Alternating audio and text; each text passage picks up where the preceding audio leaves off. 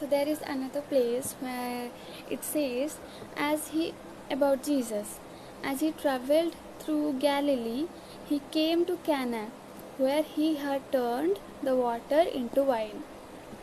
So Jesus came back to, like, he went somewhere after the wedding and then he came back to Cana again. And now, now Cana is like now Cana is known as the place where Jesus turned water into wine, where Jesus did a miracle, where he did a work of transformation. So the same way, a true Christian is someone in whose heart, in whose life, Jesus has done a work of transformation.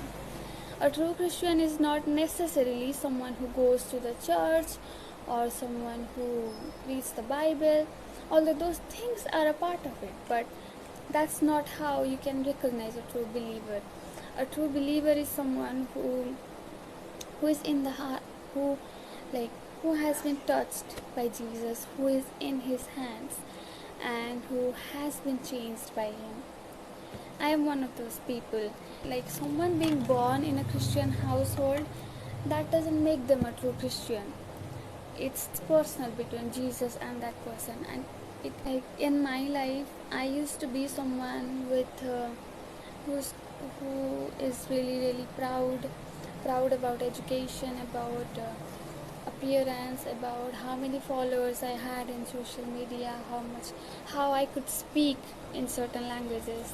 I used to be really proud. I used to judge people by these standards, and how many guys stared at me. Like, I used to put my worth in that, and how many women were jealous of me, dishonor my parents, my grandparents, and I used to be super angry. I used to have severe anger issues, masturbation issues, porn issues, and addiction, and what else, like homosexual issues, and sensuality, like posting my attention seeking pictures in social media, worshipping idols, worshipping myself, my appearance, worshipping money, worshipping education status and celebrities, many more things like that.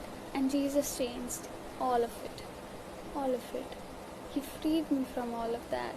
He did the work of transformation, and those things don't matter anymore. I am free from all the addictions I had, all the pride issues, and like being a slave of makeup.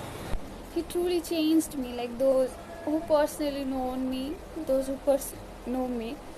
they can tell, like, I am not who I was before. And that's how it really is with a true believer. I used to be a lover of all those things, a lover of sin basically, and now I'm a lover of God. I love him, the holy God. And it doesn't matter where you are, what you are, what your family background is. Jesus can change you. Jesus can save you, and he loves you. It doesn't matter. That doesn't necessarily mean that what I was doing or what you are doing right now is right.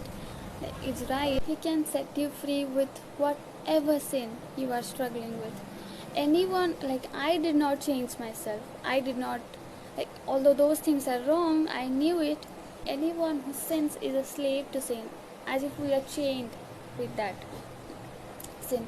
And a chained person, they cannot free their own hands, right? Somebody else has to come and, like, unbind them, like they break the chain. And only Jesus can do that. The chained person cannot do that. You cannot free yourself from sin. You cannot be, but Jesus can. So receive him, believe in him and accept him as the Lord of your life, and he will save you.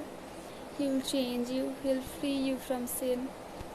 And not just me, like, there are millions of people. You can search in the internet and see, like, there are millions of people throughout the history whom Jesus have changed, have saved, and He is saving still, and He's still able, and there is like no one whom He cannot save. All you have to do is just surrender to Him. Believe in the gospel, the fact that in order to free us from that, He had to die on the cross. He had to suffer for all those sins that I said I committed. And He died for your sins too. He died for the sin of the whole world. He was crucified and He raised from the dead in 3 days. And believe in that sacrifice of Jesus, not in your own hands, not in your religion, not in any diksha or any. And He guarantee can save you. He saved me, and He wants to save you. Welcome Him.